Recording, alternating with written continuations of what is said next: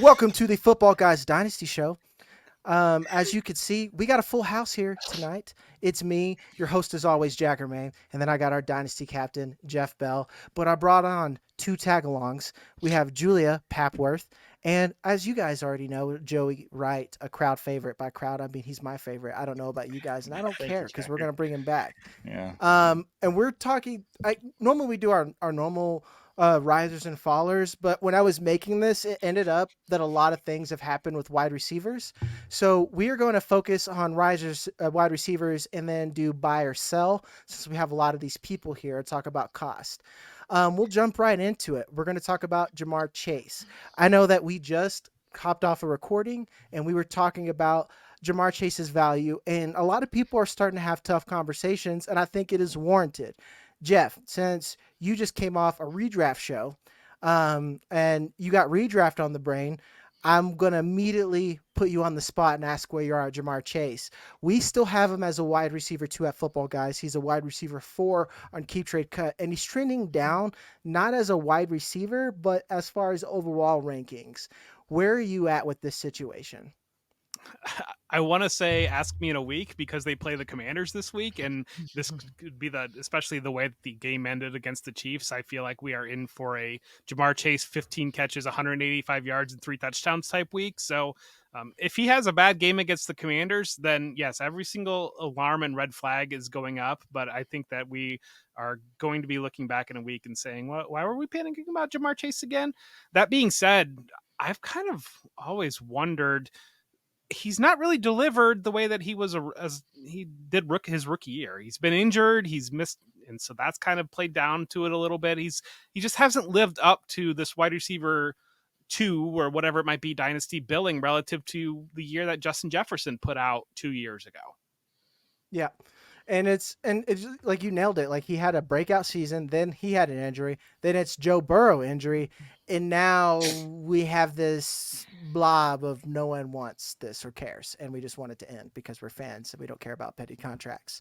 So it's just like to me, I think the conversation. I don't think he sucks. I'm not there, but I'm starting to get to where these other guys. That are close to this tier, I'm not going to argue with people putting him ahead of time, or put him ahead of Jamar Chase. Joey, where are you with the wide receiver 2, wide receiver 4 cost? Do you think that we're too high at Football Guys and we need to adjust? I think we're right where we need to be. Like I have Jefferson and Lamb ahead of him now, and he was my wide receiver 1, so I did make that switch. Mm-hmm. Here are the two names that I'm kind of going back and forth in my head. Amon-Ra St. Brown, no surprise there. But Marvin Harrison Jr., like what I saw yesterday, it was only 3 catches, but man, he really could be the real deal. And I'm not ready to move him ahead of Jamar Chase yet. But if we're halfway through the season and Jamar Chase still doesn't have a contract and he's, this might take a toll on him. I don't think his career, but definitely this season. I know this is a dynasty show. I've got Chase at 3, but Mm-hmm. Amon-Ra St. Brown could pass him at any moment. How many targets did Amon-Ra St. Brown? He has 18 for the season, I believe. But it was like 11 yesterday. Like, he's going to be a huge part of that Lions offense. I just need to see it with Chase. And he was my number 1 wide receiver in Dynasty up until this week.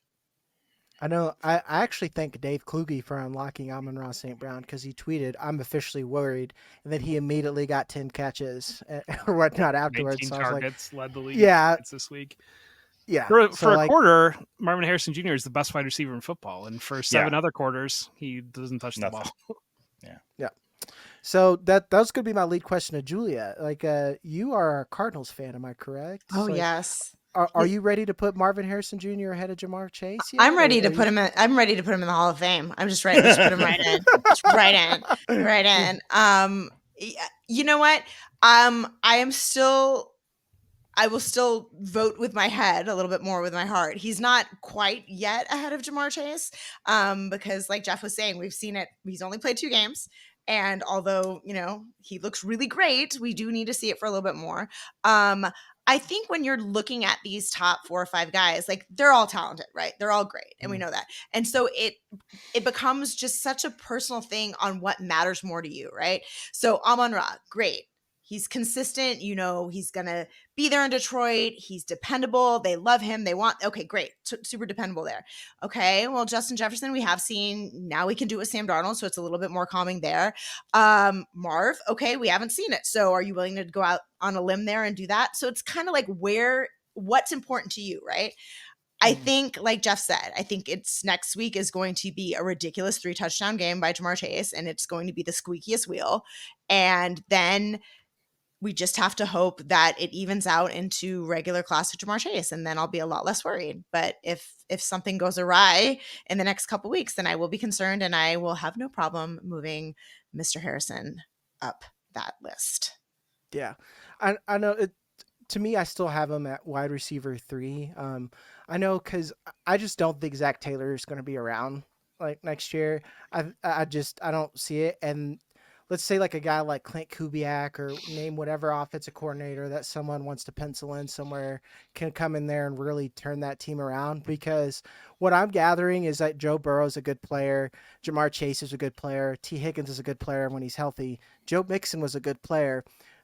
Joe Mixon left, and what is he doing now?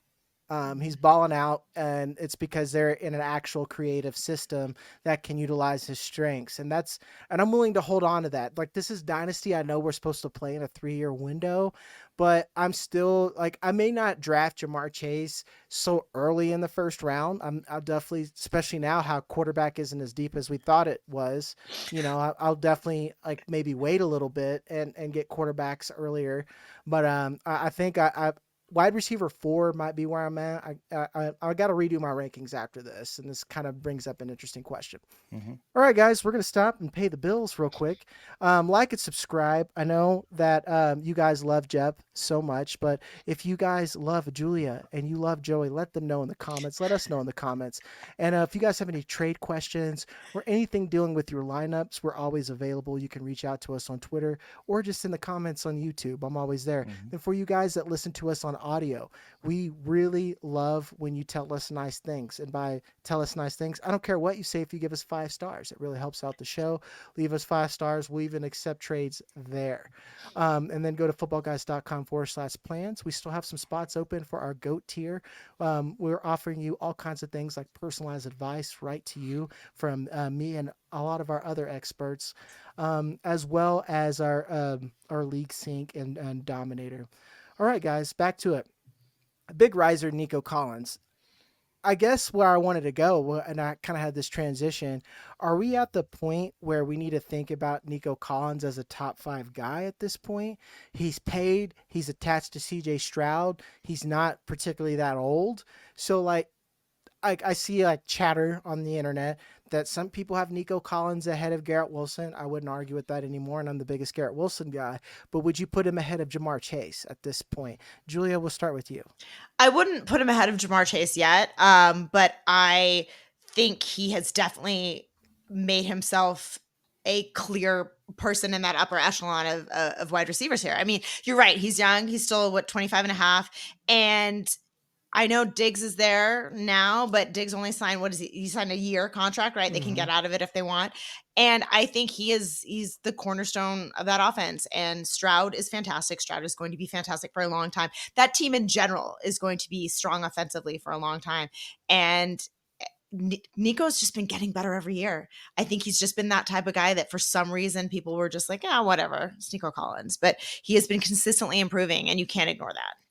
Yeah, and it's like the Bears have an excellent defense, guys. Say what you want about the Bears, but and about Matt Eberflus. I think Matt Eberflus's problem is that he's a good defensive coordinator and probably not the best one you want running your team. But against a tough defense, Nico Collins was the guy. And I've said that Tank Dell got targets, and he will get targets.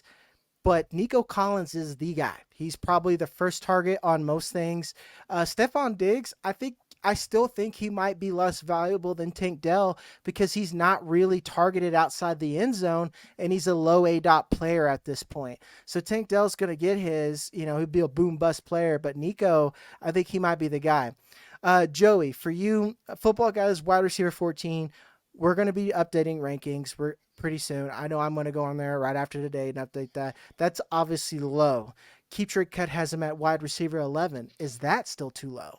Still a little bit. He's around 8-9 for me. I mean, he's on pace right now to exceed his targets last year by 40. That's 40 more targets, and he's going to catch at least 30 of those most likely if he keeps his catch percentage up to where it is. And he's the number one wide receiver on this team. I think we did have kind of a question mark coming into this year. Will he be Tank Dell? Will he be Stephon Diggs coming in? You know, he just left Buffalo to get targets at his new team. You know, Buffalo Bills, like I know, Jeff, you're a huge Bills fan. It's one of the best offenses in the league with, in my opinion, the best quarterback in the league for fantasy purposes. So Stephon Diggs goes to play with CJ Stroud.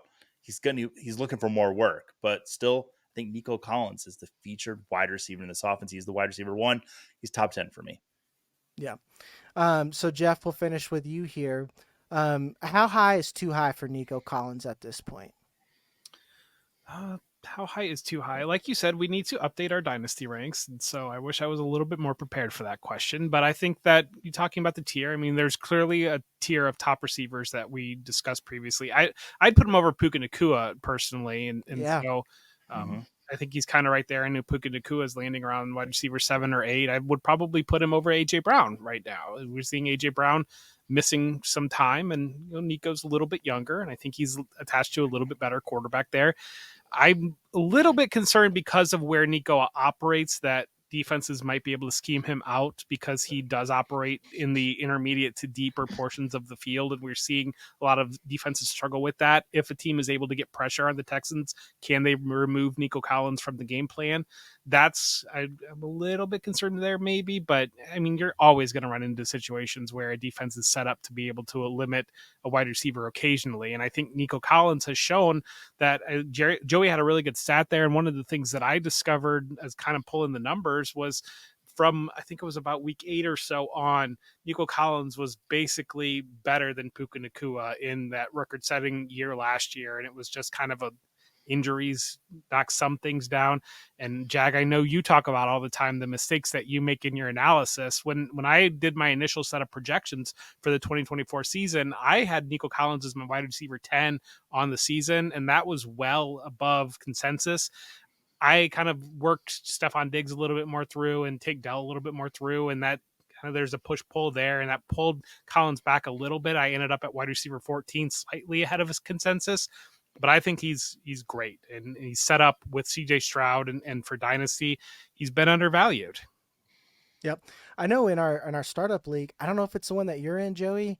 It's the second or third one. I mean, you guys, I love you listeners, but I got Nico Collins as my wide receiver 2, and then Zay Flowers as my wide receiver 3. I can't even think of who my wide receiver 1 is. And like, quite frankly, it doesn't matter at that point because of who I have there. And like I said, wide receivers kind of shifted so much that this episode could have been even longer because we could talk about someone like Zay Flowers who's been undervalued. But we'll go over to a faller. And like I said, this has been like a lot of copium for me dealing with Garrett Wilson. You know, right now he's Football Guys wide receiver 4. That's obviously wrong at this point now. I apologize, guys. But on Keep Trade Cut, he's wide receiver 8. And this is why I like to provide both numbers for you guys. We do our rankings in waves. Keep Trade Cut, that stuff changes over in a weekend. So like it kind of just shows us both values over there. But at wide receiver 8, Joey, do you think that that's too rich at this point for Garrett Wilson, or are you kind of like selling at that price? We just talked about a player, Nico Collins, that I actually do like a little bit more than Garrett Wilson now. I mean, I think what you look at the situation Nico Collins is in, where he's got CJ Stroud on a high-powered Texans offense. And how crazy is that a year ago to say the Texans offense is high-powered? But here we are. With CJ Stroud has just completely flipped that offense around. I would much rather have Nico Collins at this point. And I said Nico Collins is top 10. I think Garrett Wilson will be rounding out that top 10 for me. I think he'd probably be wide receiver 10 for me. I would rather have Puka over Garrett Wilson at this point. That's a little rich, but yeah. Yeah. Well, Jeff, to you, you got sharp eyes like I do, and like you scouted Garrett Wilson as well. Knowing who Garrett Wilson is, like it's kind of like talent versus situation type thing. And, you know, kind of like talking about the quarterback situation and how we think about, like the Bears right now. Like I made a joke about how they just seem to ruin quarterbacks. Well, like Jets seem to just kind of ruin players. Do you have any concern right now with Garrett Wilson going forward, since he's going to be a Jet? We don't know how long Aaron Rodgers is, and we're all hoping that they clean house for coaching next year. I love keep trade cut. So it's very interesting, and it's interesting to see the movement. I do subscribe to a little bit more of a school of, I don't know that dynasty rankings should move dramatically week to week. And I agree. think that what you run into, we're playing dynasty. We're expecting to not leave these leagues and have these players for their entire lifespans of their career. So the idea that a player has a bad week 2 in 2024 and I'm going to move him down 8 spots seems pretty extreme to me. And so I might defend what we do at Football Guys a little bit more there relative to being hyper reactive. But looking at Garrett Wilson, I mean, he's played his second game now with Aaron Rodgers, and that's a dramatic improvement from playing any games with Zach Wilson, but it's only been his second game with Aaron Rodgers, and it's Aaron Rodgers' second game back off a significant injury, and that an offensive line that brought in a bunch of new pieces. And so to react too strongly on what Garrett Wilson can do relative to actually having some support around him now for the first time in his career, I'm not going to move a lot, because there are many reasons why Garrett Wilson was going in the first round of redraft leagues and was valued right with these other 5 or so 6 wide receivers at the top of redraft leagues. And so to dramatically move off of that after just 2 games, and one of those was just a kind of a messy Monday night game where the 49ers really dominated the game script from start to finish, that's where I'm going to be a little bit more cautious on really rapid reaction in Dynasty. Mm-hmm. And like, yeah, that's what I was saying on the rankings, that we're like a little bit slower on there. And I guess where I'm at is like being more, I've moved a little bit, being more win now with mine, and how I put rankings on there. And I'm just, the Titans game worried me a little bit, because like, I don't know, did the Titans defense get a lot better?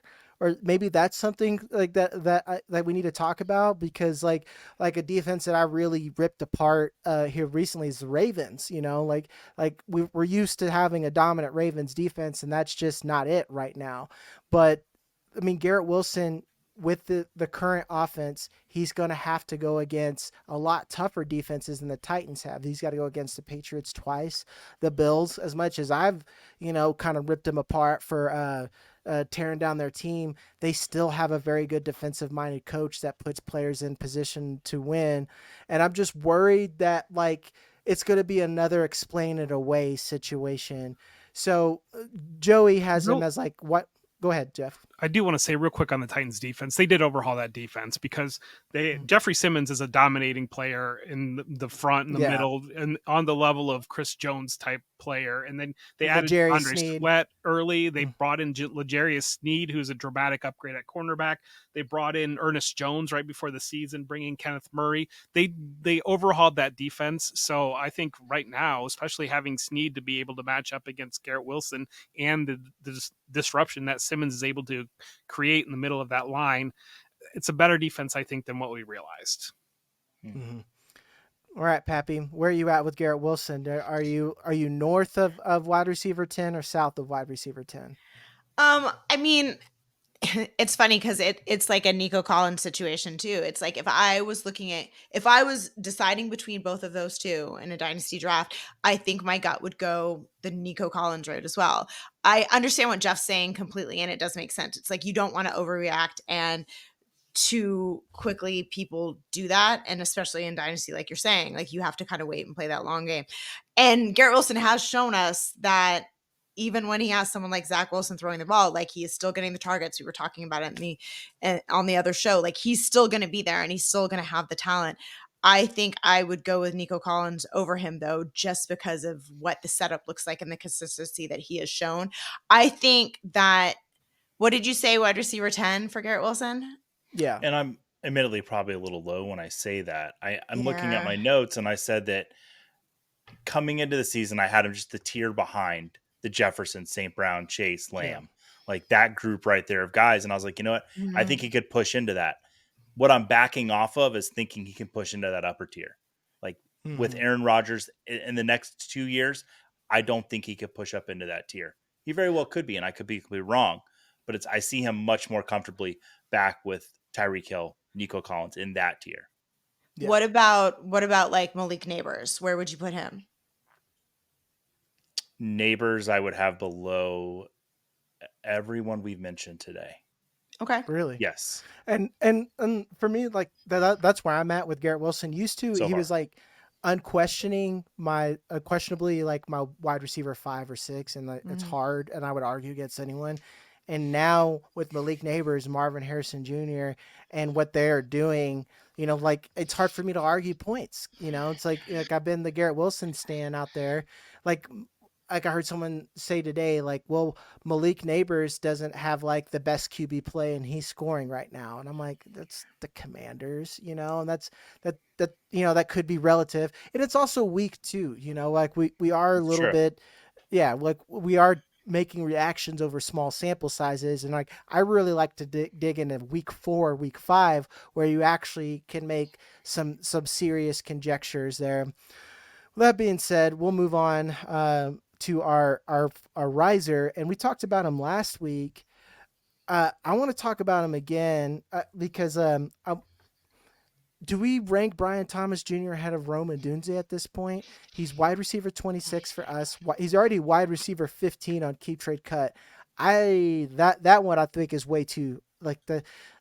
You know how we've talked about franchises, guys? I was talking about the Jets. Have you seen the Jaguars? Have you met them? Have you looked at them? I love Trevor Lawrence, but like, I don't think Shad Khan is like the owner that's all of a sudden going to make things work. I saw that Doug Peterson is Jeff Fisher that won a Super Bowl, and I laughed because there's like an element of truth to that. So, Pappy, where are you at with Brian Thomas? We're huge fans here, but like wide receiver 15 is a bit much, right? Yeah, it's a bit much. I think I could name some other people that I would put ahead of him. But like you were saying with Roma Dunze, and like I've said before, I'm a big Roma Dunze fan. But I think if you're talking about who's going to pay off quicker for your team, I think Brian Thomas Jr. is going to pay off quicker. I think in the long run, they might have very similar careers. Roma Dunze might be a little bit more valuable, but it's going to take some time for him to get there. Like we've learned that from watching 2 games of the Chicago Bears. It's going to take a minute. Yeah, I definitely think that that is a little too rich for my blood, that number. But I mean, I'd put him up there. I like what he's doing. It makes me nervous to watch the Jags, though. Makes me real And it's like nervous. yeah, exactly. It's like, and it is a Jag situation and a Doug Peterson one for me. I'm losing faith with him in him every game, and I still think Trevor Lawrence has got it. I see it every game. He does something that blows my mind, and so I'm willing to stick by him. Joey, I think wide receiver 26 is probably still appropriate for me. Like I might move him closer to 20. Yeah. Where do you have him at? Yeah, between 20 and 25 around there. You know, you mentioned Malik Neighbors. Malik Neighbors I have ahead of Brian Thomas Jr. And Thomas Jr. was my 3rd favorite wide receiver coming into this. I love the situation with the Jaguars when he came in there because I said this is a get-right season for Trevor Lawrence. I mean, he's got to get it right this year with the Jaguars. And if he's going to, I think Brian Thomas Jr. is going to be a big part of that. I loved what we saw out of him in college. What's interesting with Brian Thomas Jr. is there's actually another rookie I'm looking at, kind of comparing him with what I have him in my rankings, and it's not Roma Dunze, it's Xavier Worthy. Those are the 2 names that I've kind of got close to each other. I think at this point I would take Brian Thomas Jr. ahead of Xavier Worthy, stick to my guns. I'm not exactly worried about the Jaguars offense after yesterday. That Cleveland Browns defense is really good. I've said a lot of bad things about certain players on the Cleveland Browns this offseason, but one thing I've not said bad about is their defense. Their defense is very good. They had a little bit of a downturn at the end of the season last year, but the Jaguars struggling against them yesterday didn't surprise me. I want to see the Jags next week. I think they play the Bills. Is that correct, Jeff? They do, and they play have the Bills voodoo magic against the Bills. I'm just telling you right now. I'm sorry. I hope It's that weird. the Bills win next week, weird. but It was But I like Jim do- Kelly's last game against the Jaguars. The Jaguars beat them in the Urban Meyer year. There's weird stuff with Bills Jaguars. Just saying. that's kind of fun though. Not for you, but for all of the rest of us. But no, so Brian Thomas Jr., I am still very much in around 20 to 25. I was actually really sad that he had that was a 66-yard catch yesterday, because Yep. before that it was looking a little grim, and I'm like, I'm going out and buying every little bit of him I can, but that's not really Yeah, going to and happen now. and it's another one of those things too, where it's like there's a lot of meat left on the bone with Brian Thomas Jr. Like couple of misses, a lot of stuff to be excited for. So like I get where people are with wanting to put him there, but wide receiver 15 on the Jags is rough. And like for me, he was my wide receiver 3 until Matt Harmon, and then a couple of people bullied me to put Adunze a little bit higher, and I kind of bought into that. And I'm not regretting. Like they're all good players. It's kind of being nitpicky. But Jeff, where are you with Brian Thomas right now?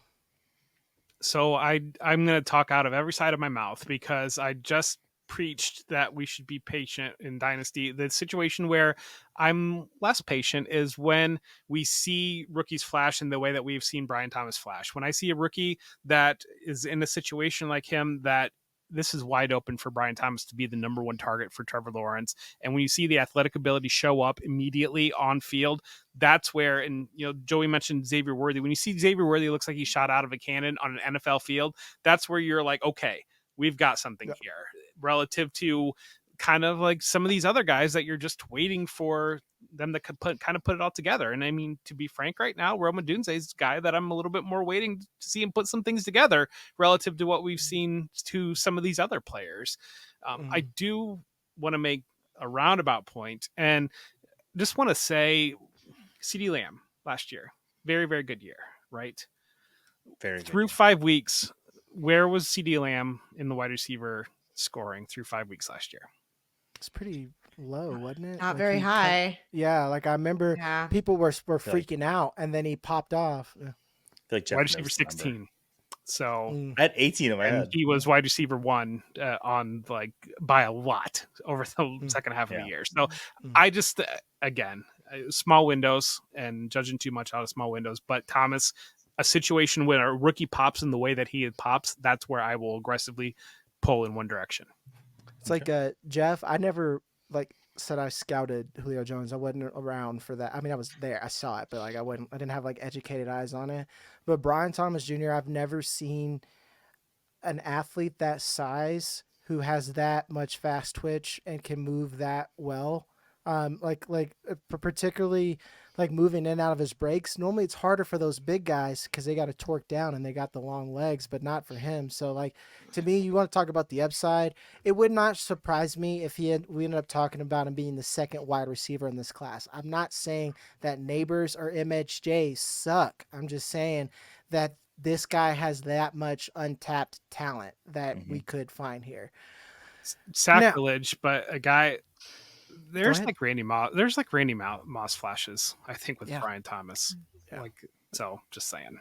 DK is what I've always said too, where I was just like, I think this guy's going to be. I think he's even twitchier than DK, like in terms of agility, like that. There's rare things here. Yep. Our next guy that we're going to talk about, Jordan Addison. Our last guy, actually, Jordan Addison.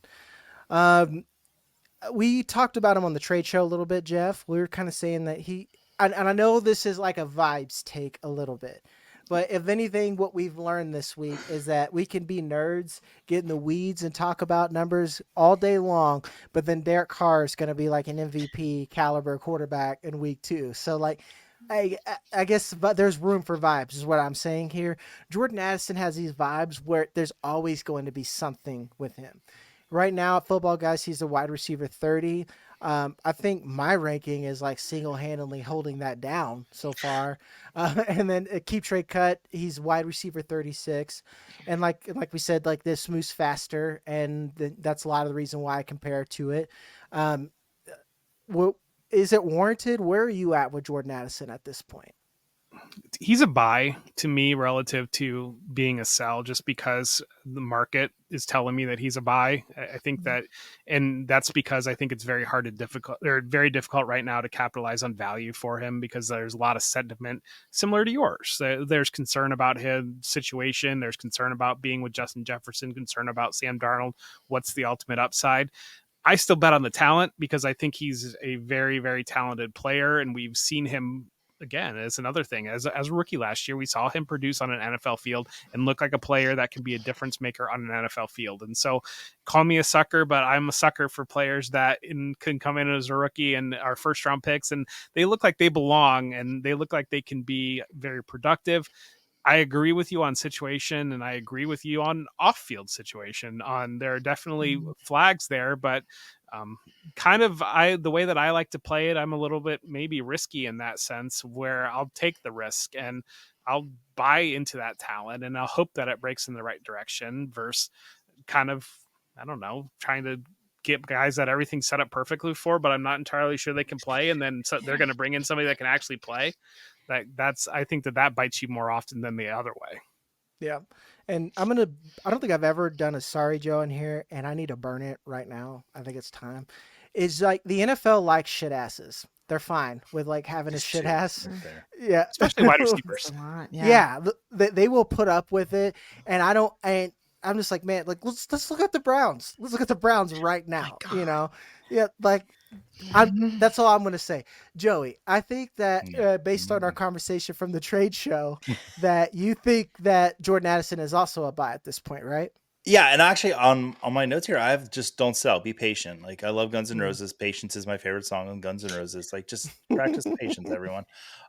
He had 10 touchdowns last year, and I know he said on the last show, don't chase touchdowns, but he's a part of this offense. It wasn't too far ago. Jeff talks about, let's pump the brakes a little bit. We were all saying that the Vikings probably have the best tandem of wide receivers in the league.